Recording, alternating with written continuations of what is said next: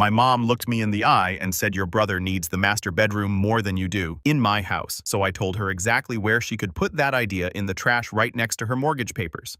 I, 29, bought my house 2 years ago after working myself into the ground to save every penny.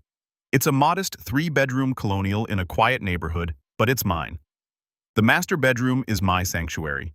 I've set up half of it as my home office since I work remotely as a software developer, and the NSU bathroom was a major selling point when I was house hunting. My younger brother Ryan, 24, just got married last month to Ashley, 23. They're good kids, been together since college, and I was genuinely happy to be his best man. They've been living in a cramped studio apartment downtown while Ashley finishes her nursing degree, and their lease ends this month. 2 weeks ago, my mother, Carol, 54, called me with what she described as wonderful news. She informed me, didn't ask informed, that Ryan and Ashley would be moving in with me temporarily while they saved for their own place. When I expressed surprise, she steamrolled right over my concerns. "I've already thought everything through," she said. "They'll take the master bedroom since married couples need their privacy and proper space. You'll move into the guest room. It's perfectly adequate for a single man.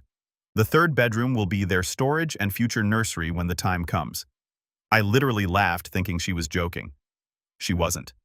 "Nathan, this is what families do. Your brother needs help, and you have the space. Don't be selfish." I tried explaining that the master bedroom wasn't just where I slept. It was also my office, my workspace where I spend 8 to 10 hours a day. The setup I have with my dual monitors, standing desk, and equipment couldn't possibly fit in the guest room along with a bed. "You can work from the kitchen table like everyone else who works from home," she dismissed. "Ryan and Ashley need that space more than you need and fancy office setup." The conversation deteriorated from there. I pointed out that I pay the mortgage, insurance, property taxes, everything. This wasn't about being selfish. It was about basic respect for my space and my life. Her response was to invoke my dead father. "Your father would be ashamed of how you're acting. He always put family first. When he was alive, he would never have let your brother struggle while you lived in luxury."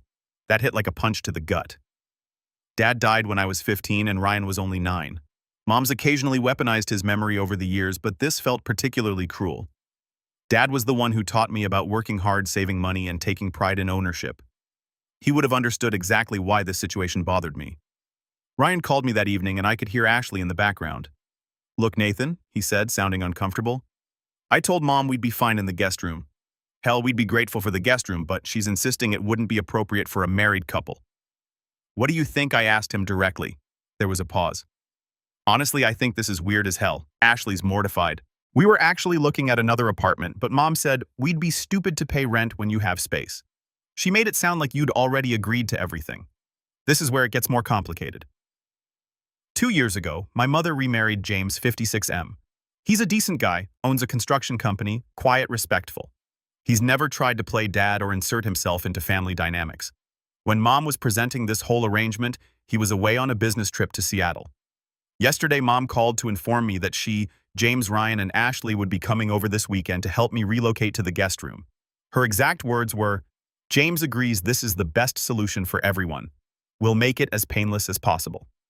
But here's what's interesting. About an hour after that call, I received a text from James. "Nathan, we need to talk, man to man. Something's not right here, and I'd like to understand the full situation before this weekend. Can you meet me for coffee tomorrow morning?" I agreed to meet him, but I'm not sure what to expect. James has always been cordial but distant, which I appreciated. I didn't need or want a replacement father, but this text suggests he might be seeing things differently than my mother presented them. The frustration goes deeper than just the bedroom issue. It's about a pattern I'm only now fully recognizing. When Ryan graduated high school, Mom threw him a huge party. When I graduated college, first in our family, she forgot to come because Ryan had a baseball game. When I got promoted to senior developer, her response was to ask if my company was hiring because Ryan needed a better job. When I bought this house, her first comment was about how Ryan would love a place like this someday. I don't resent my brother. None of this is his fault. If anything, I think Mom's constant protection has held him back. He's capable and smart. But she's always swooping in to solve his problems before he can figure them out himself. The bedroom thing feels like the ultimate expression of this dynamic. Even in my own house, my accomplishment, my space, Ryan's needs automatically supersede mine. Being married apparently makes him more deserving of comfort than me being the actual homeowner. My friends think I'm being a doormat for even considering letting them move in at all. My cousin mom's niece says I'm being dramatic and that it's just a room and I should stop being so materialistic. My grandmother dad's mom called me yesterday after mom told her about the situation, and her take was different. Your mother's heart is in the right place, but she's wrong. Stand your ground, Nathan. Your dad would. Part of me wonders if I should just give in to keep the peace. It would probably only be for a few months. And is my pride really worth causing a family rift? But another part of me, the part that sounds like my father's voice, says that this is about more than a bedroom. It's about establishing whether I'm an equal adult in this family or forever the older brother who's expected to sacrifice for the golden child. James and I are meeting tomorrow morning. I'm not sure what he wants to talk about, but I'm hoping maybe he can help mediate this situation. Or maybe he's going to try to strong-arm me into compliance. I honestly don't know him well enough to predict which way this will go. Am I wrong for not wanting to give up my master bedroom in my own house? Should family obligation override personal boundaries? And what do I do if James sides with my mother? Update 1. Meeting with James next day. I met James at a small cafe downtown at 8 a.m. He was already there when I arrived, sitting in a corner booth with 2 coffees ordered. He stood when he saw me, something my dad used to do, a gesture of respect, and shook my hand firmly. Nathan, thanks for meeting me, he started. Before we discuss anything else, I need you to know that I had no idea about any of this until yesterday afternoon when I got back from Seattle. Your mother told me we were helping you move some furniture this weekend, but when I asked for details, the story didn't add up. He pulled out his phone and showed me texts from my mother. They painted a completely different picture: that I had offered to help Ryan and Ashley, that I felt guilty about having a big house while they struggled, that I had volunteered the master bedroom because I wanted to do right by family. Now James said, leaning back, I've only known you for 2 years, but you've never struck me as the martyring type. You're generous, yes, but not foolish. So I'm asking you directly, what actually happened? I told him everything. The surprise phone call, the demands, the guilt tripping about my father. James listened without interrupting, occasionally nodding or frowning. When I finished, he was quiet for a long moment. Your mother means well, he finally said, but she has a blind spot when it comes to Ryan. I noticed it during our first year of marriage, but didn't feel it was my place to intervene. Now I realized staying silent was a mistake. He told me about observations he'd made, how mom would interrupt my achievements, to talk about Ryan's potential, how she'd make excuses for Ryan's mistakes while holding me to impossible standards, how she'd always frame things as me having advantages that Ryan didn't, despite the fact that I'm only 5 years older. When she told me about this bedroom situation, James continued, she made it sound like it was all arranged, everyone was happy. But last night I talked to Ryan separately. Kid's embarrassed as hell. He never asked for the master bedroom, doesn't want it, and feels like your mother is treating him like a child. This surprised me. Ryan told you that, more or less, he said, and I quote James, I'm 24 years old, married, and have a job. I don't need my mom fighting battles. I didn't ask her to fight. Ashley apparently wanted to get a different apartment specifically to avoid the situation. But your mother guilt-tripped them about wasting money. James ordered us breakfast. Then continued Nathan, I'm going to tell you something. I grew up with 3 brothers. My stepfather treated his biological sons like princes, while I was lucky to get hand-me-downs. I swore if I ever became a step-parent, I'd never let that dynamic happen. Equal treatment, equal respect. I appreciate that, but let me finish, he said firmly but kindly. I've failed in that promise. By staying silent while your mother favors Ryan, I've been complicit. That stops now. Your father isn't here to stand up for you. And while I'd never try to replace him, someone needs to have your back. Consider me that someone. He laid out a plan. We would go to my house together. He'd already asked Mom, Ryan, and Ashley to meet us there.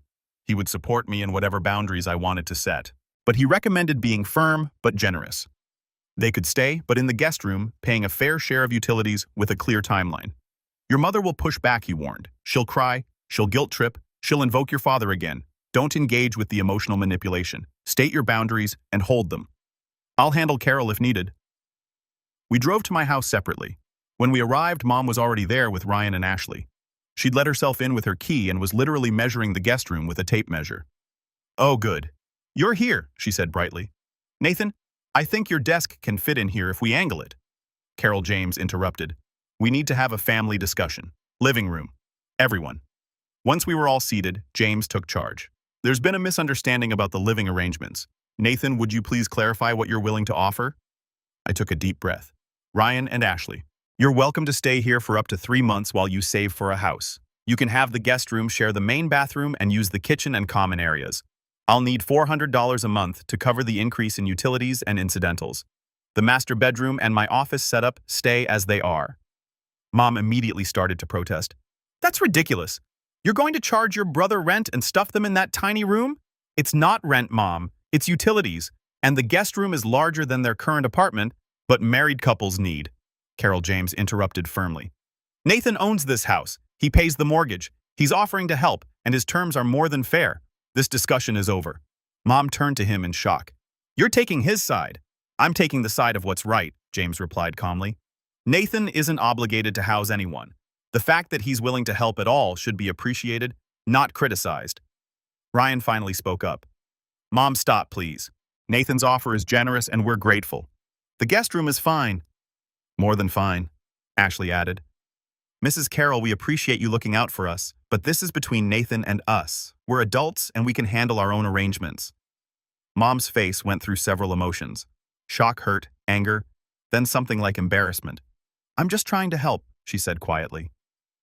Your help isn't helpful when it comes at Nathan's expense, James said gently but firmly. You've been doing this for years, Carol. It needs to stop. There was an uncomfortable silence. Then Mom grabbed her purse and left without another word. Ryan and Ashley apologized profusely, assured me they were happy with the guest room, and promised to be ideal house guests. They left shortly after to start packing.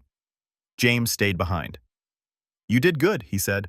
That was harder than it needed to be because it should have been addressed years ago, but you handled it well. Thanks for backing me up, I said. I didn't expect that. Nathan, can I share something? He sat down on my couch. Your mother talks about your father a lot. From what I've gathered, he was a good man who worked hard and loved his family. But she's created this mythology around him that she uses to justify her behavior. The man she describes who would want you to sacrifice everything for Ryan doesn't match the father who taught you to work hard and earn your own way.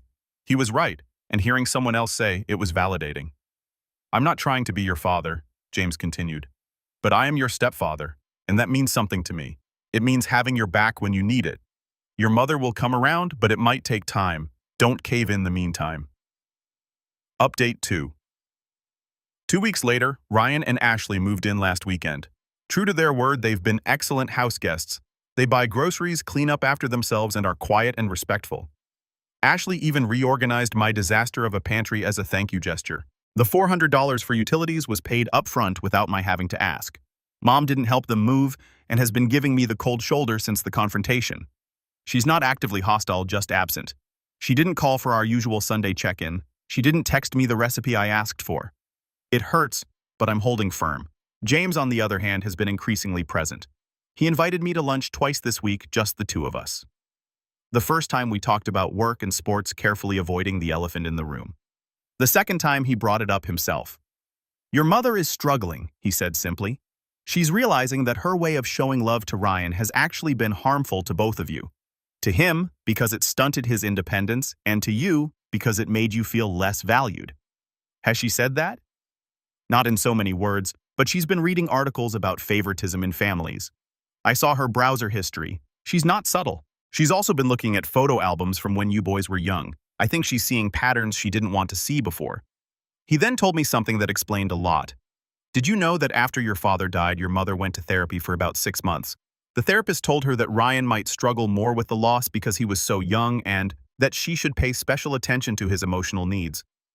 I think she took that advice and ran too far with it, turning pay attention into prioritize above everything else. This was news to me. Mom had never mentioned therapy.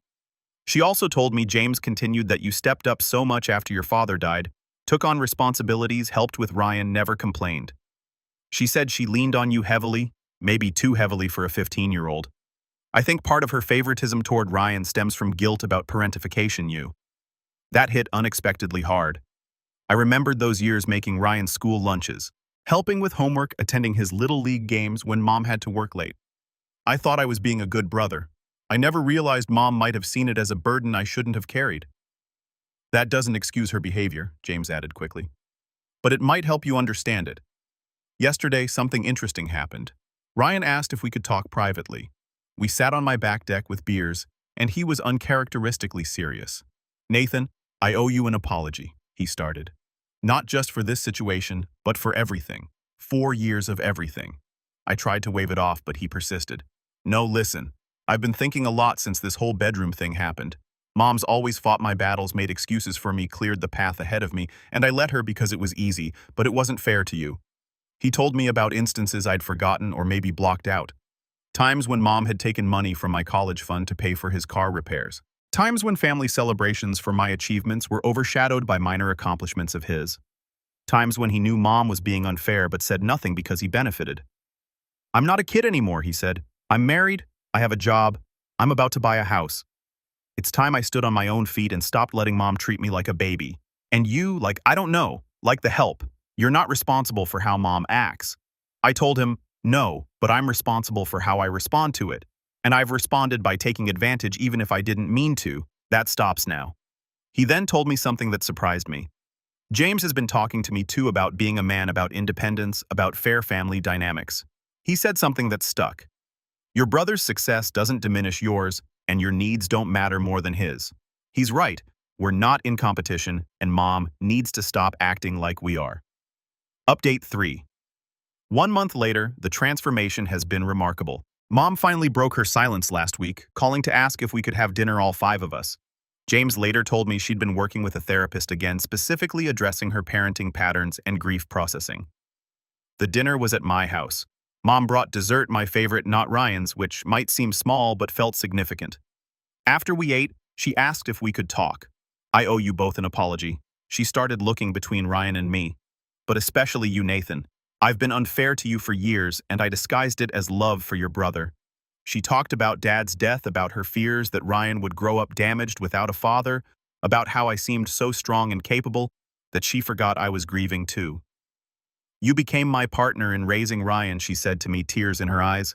"That wasn't fair. You were a child who lost his father, not a replacement parent. And then I spent years compensating Ryan for a loss that you experienced too, as if your pain mattered less because you were older." Ryan spoke up. "Mom, you need to stop protecting me. It's actually made my life harder. I never learned to solve my own problems because you always jumped in." Nathan had to figure everything out himself. And look where he is, successful, independent, a homeowner. I'm just now learning skills he mastered years ago because he had to. Mom nodded, wiping her eyes. "The bedroom thing. God, I'm mortified. Demanding you give up your room in your own house." What was I thinking? "You were thinking what you've always thought," I said gently. "That Ryan's needs come first. It's been the pattern so long you didn't even question it." James added, "Carol, you're a wonderful mother who loves her sons. But love isn't just about giving one everything while expecting the other to sacrifice. It's about respecting both sons as individuals with equal value." Mom turned to me. "Can you forgive me? Not just for the bedroom incident, but for all of it." "I'm working on it," I said honestly. "It helps that you see it now. But Mom, this can't just be words. Things need to actually change." She agreed and has been true to her word. She now asks before visiting. Rather than using her key, she celebrates my achievements without immediately pivoting to Ryan. She stopped comparing us or suggesting I should do more for him. Update 4. 2 months later, Ryan and Ashley found their house. They close in 3 weeks and will move out by the end of the month. It's a cute starter home about 15 minutes from me. Mom offered to help them decorate, but, and this is huge, she offered the same to me, for my place, acknowledging that I've been living with bachelor decor for too long. The bigger development has been with James. We've developed a genuine relationship over these past 2 months. We go to baseball games together. He's teaching me woodworking in his garage workshop, and we have honest conversations about life, work, and family. Last week, while working on a bookshelf project, he said something profound. "You know, Nathan, I think I understand your father better now, even though I never met him. I see him in how you work, methodical, careful, taking pride in doing things right. I see him in how you treat people with respect but expecting the same in return. Your mother's kept him alive through stories, but you've kept him alive through actions. I miss him," I admitted, surprising myself with a vulnerability. "Of course you do. You always will. But Nathan, I want you to know I'm not trying to replace him. I'm just trying to be another person in your corner. Everyone deserves someone in their corner." He then shared his own story about losing his father young and how his stepfather treated him as less than his biological sons. I promised myself I'd never perpetuate that cycle. Biology doesn't determine worth. You and Ryan are both my stepsons, and I'm proud of both of you. The real test came last weekend. My cousin got engaged, and the family gathered to celebrate. In the past, Mom would have dominated the conversation with Ryan's accomplishments while barely mentioning me. This time was different. When my aunt asked what was new with the boys, Mom shared equally: Ryan's upcoming house closing and my recent promotion to team lead. When my grandmother complimented my house, Mom didn't immediately mention how Ryan's would be nicer. When my uncle made a joke about me being the responsible one, Mom didn't laugh along. She said both her sons were responsible in different ways. Small changes, but meaningful ones. Final update. 3 months later. Ryan and Ashley moved out 2 weeks ago. Their housewarming party was last night, and it was beautiful. Not because of the house itself, but because of what it represented. Ryan pulled me aside during the party. "Nathan, I need to thank you, not just for letting us stay with you, but for standing up to Mom. It forced all of us to grow up, me included. I'm 24, married, buying a house, and until recently, Mom was still treating me like a kid who needed protection. Your boundaries freed me too. Mom overheard and joined us. He's right. I was holding both of you back in different ways. Ryan by overprotecting him, and you by undervaluing you. I'm grateful you forced the conversation, even though it was painful." The party was the first family gathering where I felt like an equal member rather than the responsible older brother expected to sacrifice and stay quiet. Mom introduced me to her friends with pride, talking about my career and my house without immediately shifting to Ryan. She even pulled out her phone to show pictures of the home office setup she'd once called unnecessary. But the most meaningful moment came from James. Toward the end of the evening, he pulled me aside. "Nathan, I've been thinking about something," he started. "Father's Day is coming up. I know it's probably a hard day for you. Has been since you were 15. I'm not your father, and I'd never pretend to be. But I was wondering if maybe we could do something together that day. Not as father and son, but as family men who respect each other and have each other's backs." I agreed, and we made plans to go fishing, something Dad used to do with me. "Your father raised a good man," James said, clasping my shoulder. "I see it every day. The way you handled this whole situation with strength, but also with grace, that's character that came from him, but also from you. You took his lessons and made them your own. My house is peaceful again. My office is set up exactly how I need it. The guest room is back to being a guest room. But more than the physical space, I've reclaimed my position in the family. Not as the perpetual giver or the responsible one who needs nothing, but as an equal deserving of respect and consideration. Mom still has her moments of slipping into old patterns, but she catches herself. Last week, she started to tell me I should help Ryan with his mortgage paperwork, then stopped mid-sentence. "No, that's not my place. If Ryan needs help, he can ask you himself. And you can say no if you're busy." Ryan did ask, actually, and I helped not because Mom told me to or because I was obligated, but because he's my brother and he asked respectfully. That's the difference. The help flows from choice, not from expectation or guilt. James has become an unexpected blessing in my life. Not a father, but something else valuable. A mentor, a friend, an advocate. He's shown me that family can expand and evolve. That step relationships don't have to be awkward or distant.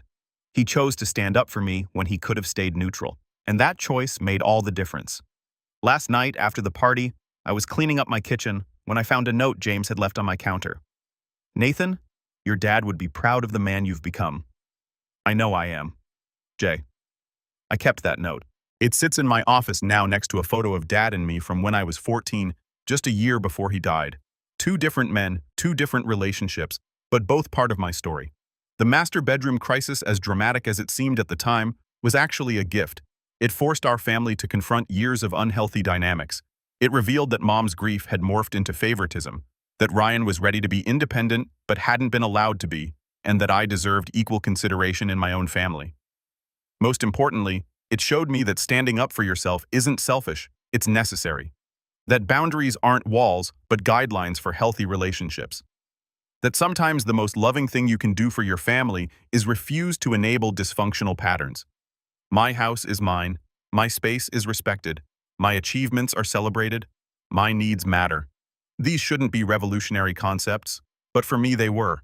And it took a stepfather's courage to help me see that I deserved nothing less. Family helps family. Mom was right about that. But real help doesn't mean one person always sacrificing for another. It means mutual respect, appreciation, and support that flows in all directions. That's the family we're building now. And despite the rocky path to get here, I'm grateful for where we've ended up. The master bedroom remains mine, but I gained something much more valuable. A family that sees me, respects me, and values me as an equal. And a stepfather who, when it mattered most, stood up and said, "This is wrong and I won't let it continue." Sometimes the best families are the ones that grow through conflict, learn from mistakes, and choose to do better. We're not perfect, but we're trying, and that's enough.